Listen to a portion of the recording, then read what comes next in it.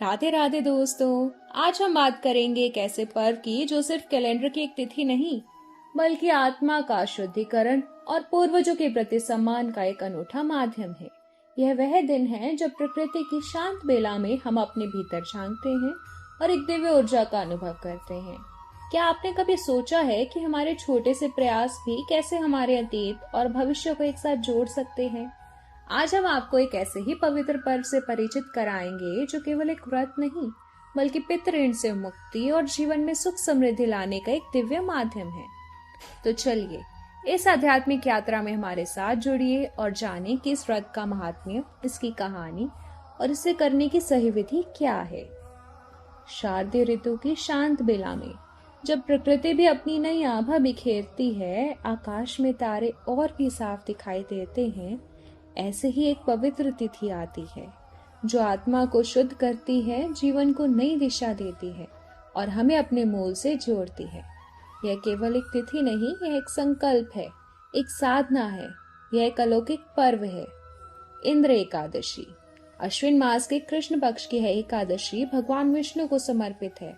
इसका नाम भले ही इंद्र हो, पर इसका महात्म्य जुड़ा है हमारे पितरों से, हमारी जड़ों से।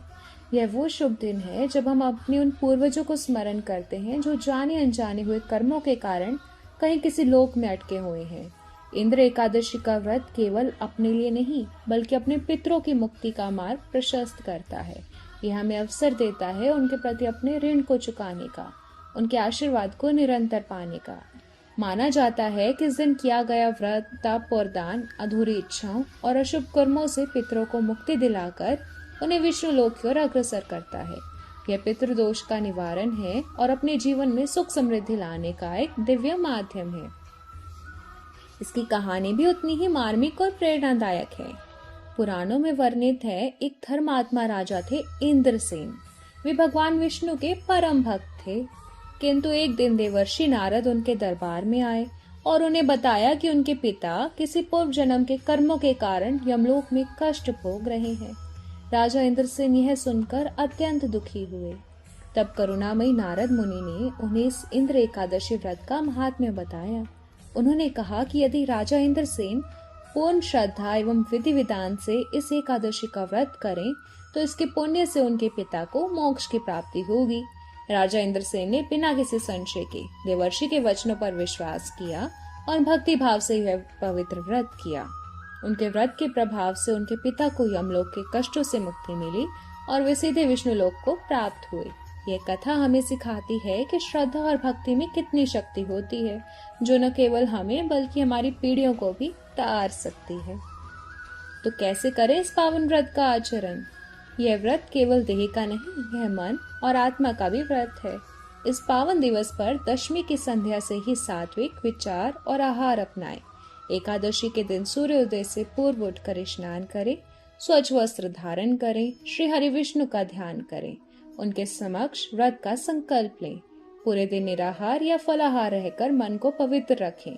शाम को भगवान विष्णु और माता लक्ष्मी की विशेष पूजा करें, उन्हें तुलसी दल अर्पित करें, विष्णु सहस्त्र नाम का पाठ करें या इस पवित्र एकादशी कथा का श्रवण करें।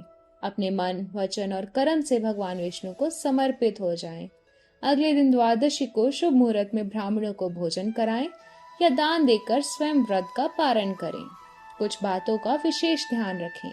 यह केवल अन्न का त्याग नहीं, मन का भी शुद्धिकरण है। क्रोध, लोभ, मोह और कटु वचनों से बचें। शरीर स्वस्थ ना हो तो व्रत के कठोर नियमों में ढील दे सकते हैं, किंतु मन का संकल्प और श्रद्धा अटल रहनी चाहिए। इंद्र एकादशी के दिन अन्न जैसे चावल, दाल, गेहूं का सेवन वर्जित है। ब्रह्मचर्य का पालन करें, दिन में सोना भी वर्जित करें। किसी भी जीव को कष्ट ना पहुंचाएं, मन को शांत और विचारों को शुद्ध रखें। इंद्र एकादशी का यह व्रत केवल नियमों का पालन नहीं, यह श्रद्धा का पर्व है, विश्वास का सेतु है। यह हमें सिखाता है कि हमारे छोटे से प्रयास भी कैसे बड़े बदलाव ला सकते हैं। यह हमें भीतर से शुद्ध करता है, हमें अपनी परंपराओं से जोड़ता है और हमें यह एहसास दिलाता है कि हम अकेले नहीं हैं। हमारे पूर्वजों के आशीर्वाद और श्री हरि की कृपा सदैव हमारे साथ है। यह दिन आपको एक नई शुरुआत दे, जीवन में शांति और समृद्धि लाए। अपने भीतर की पवित्रता को जगाएं, अपने पूर्वजों को नमन करें और श्री हरि की असीम कृपा का अनुभव करें। यह व्रत आपको जीवन की दिव्य ऊर्जा से भर दे। राधे राधे।